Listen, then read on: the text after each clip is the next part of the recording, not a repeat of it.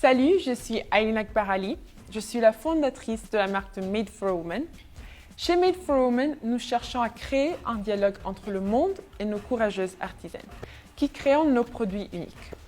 Aujourd'hui, nous travaillons avec plus de 100 femmes qui sont principalement des femmes vulnérables.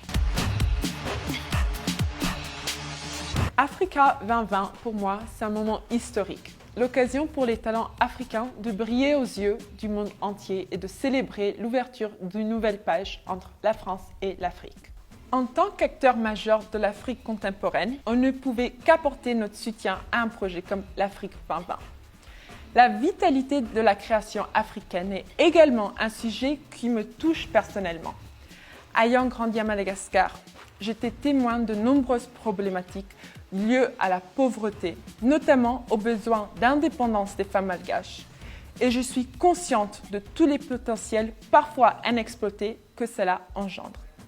C'est d'ailleurs pour ça que j'ai créé Made for a Woman. Nous avons choisi de soutenir l'exposition au-delà des apparences.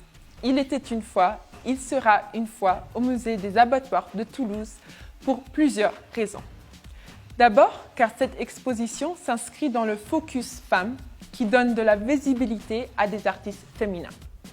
Cela entre en résonance avec la mission première de Made for a Woman, qui est d'aider les femmes africaines à mieux vivre, mais aussi de leur permettre de prendre la place qu'elles méritent afin de laisser briller leurs talents. Ensuite, car le sujet de l'exposition lui-même nous semblait particulièrement pertinent dans un contexte où l'Afrique aujourd'hui est plus que jamais en train de prendre la parole pour raconter sa propre histoire.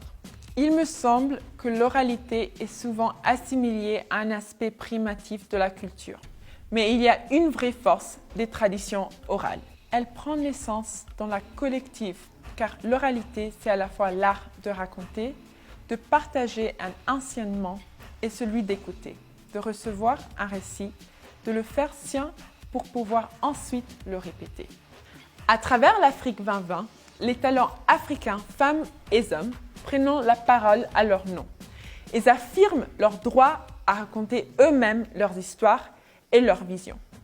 Pour moi, l'oralité représente un héritage incontournable et vivant qui garde plus que jamais son actualité.